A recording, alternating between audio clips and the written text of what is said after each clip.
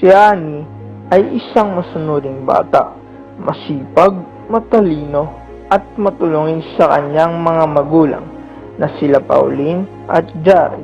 Si Honey ay nag-iisang anak lamang ng mag-asawa. Siya ay 15 taong gulang at nag-aaral sa pribadong paaralan. Dahil ang gusto ng kanyang mga magulang ay maging maganda ang kanyang kinabukasan.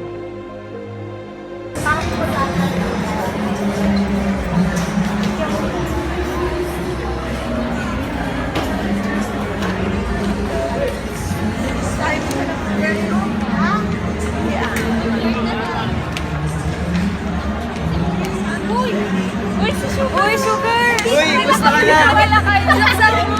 Wala, ako lang. Tara, ito tayo. Ito tayo. Sama ka sa akin. Sino kapalit na ito? Ha?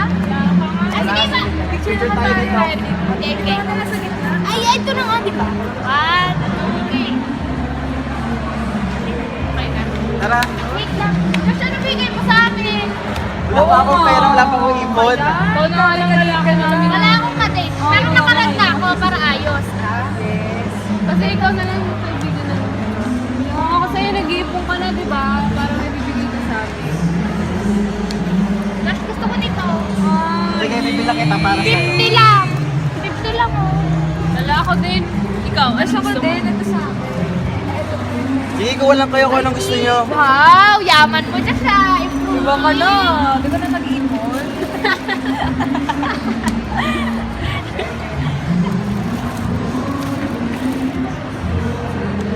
Uy, teka lang ha. Punta mo na ako ng baba.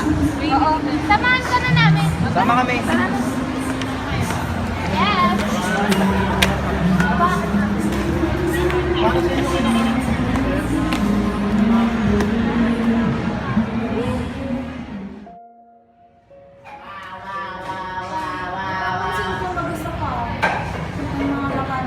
Oo nga. Gusto mo sa amin ka na. Spot na. May bata pa. Sama ka na sa amin ah. Oh! Tama pa! Oh! Yoko na. Oh, ang Sakit laki na ko! ulo ko. Ito na lang. Hanggang doon. Makatulog. Oh. Ano na? Oh. Tapos matama na to. Basta tinan mo, may baby.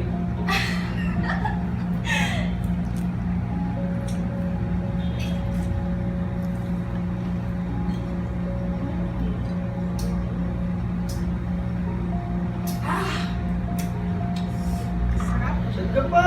Alam mo, nahihilo na nga ako eh. Sige, kaya yan. Last na yan ah.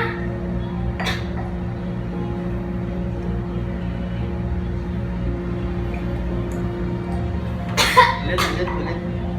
Ulit. Ulit. Bro!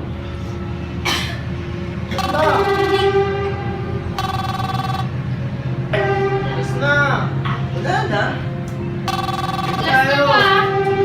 Ito pa, ito pa. Oo, di mo kasi. Easy mo na lang. Ayan mo na yung papa mo doon. Ba yun?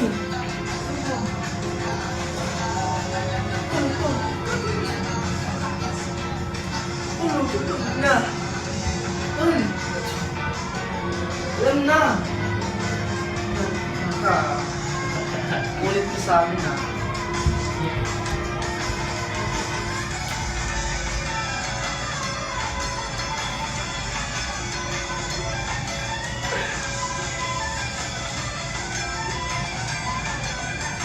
Sabi rin daw, tulog ka, alas yung tama mo ah. Bibigyan mo lang. Huwag ka matulog pa, mag-iinuman tayo, Sol.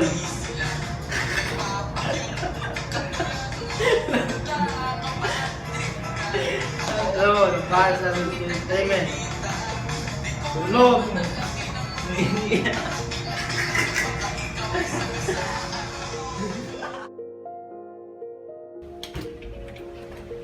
Tara na, sugar. Uwi na tayo. Kumain ka na. Tara na. Yung oras mo.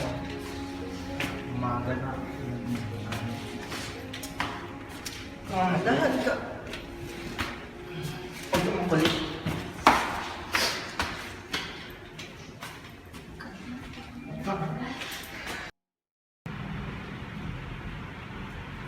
Tumigil ka nga kakapangali mo dyan.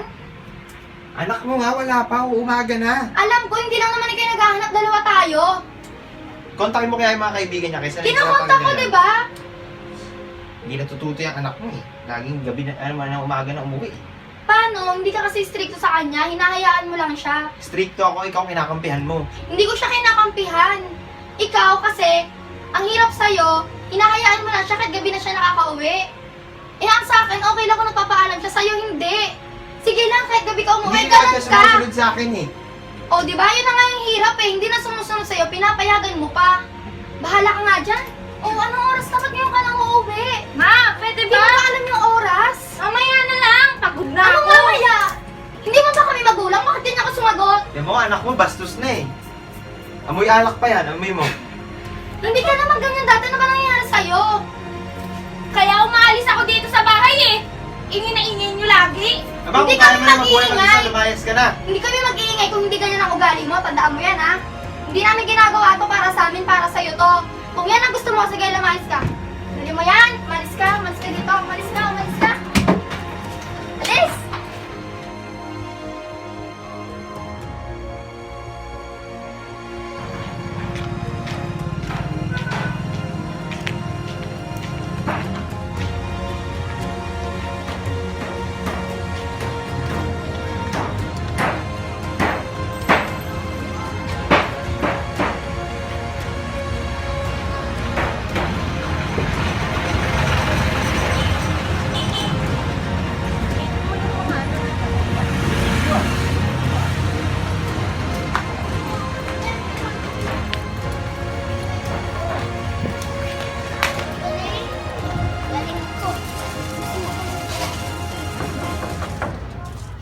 Tao po.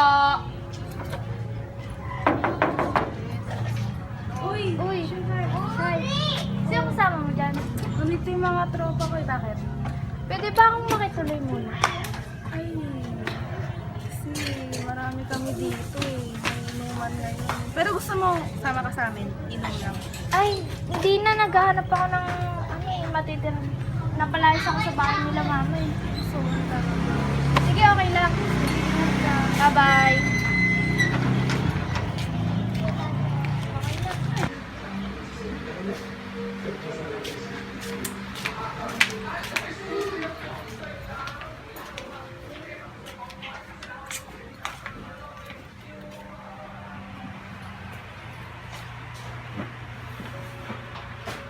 Saan kaya si Yana? Tao po. Yana? Sino yan? Uy, Sugar ko pala yan. pwede Bakit? bang makituloy muna sa inyo? Sige. Pasok ka muna dito. Ano nangyari sa'yo? Nalayas kasi ako ni mama eh. Bakit? Inumaga ako ng uwi ng minsan. Teka lang. Tawagan ko lang muna sila. Oh, sige.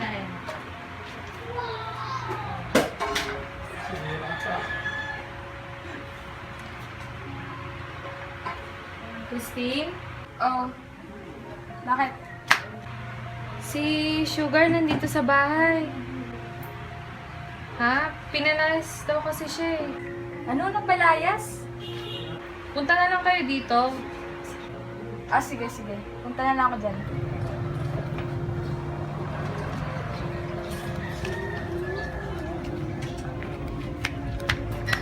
Uy, Josh! Oh, Si Sugar na palayas. bakit daw? Punta na lang tayo sa kanila.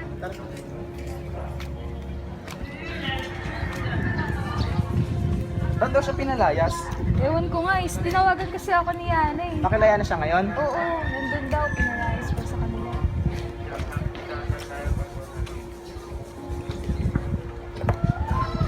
Ayun o, ito Sugar. Pasok na tayo, tara. Yana. Yana. Yana?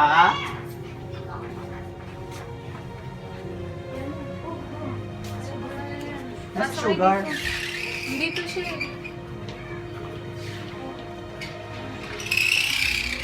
Saan mo na nangyari sa'yo? Ano na yan? Sana mo lang? Ayos na. Ba't ka ba pinalayas? Hindi ko nga din alam eh. Siguro nagkamali ako ng pagpili sa mga kaibigan ko. Paano ba? Ano bang ginawa mo?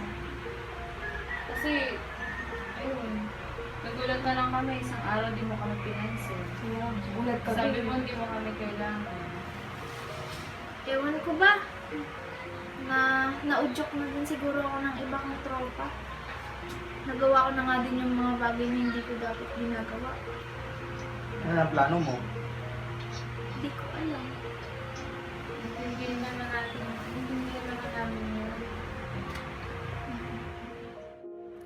Simula nung napalaya si Honey sa kanilang magulang at nakatuloy sa kaibigan, simula noon ay iyon ang nakapagbabago na ulit sa kanya. Unti-unti na siyang bumabalik sa dati at tinuring na lang na kaibigang normal ang mga best friend niyang hindi nakakabuti sa kanya. Unti-unti na rin niyang naibalik ang tiwala ng mga magulang at nagiging maganda at matiwasay na rin ang kanyang pamilya. Naging masaya naman na sila ng magkakaibigan.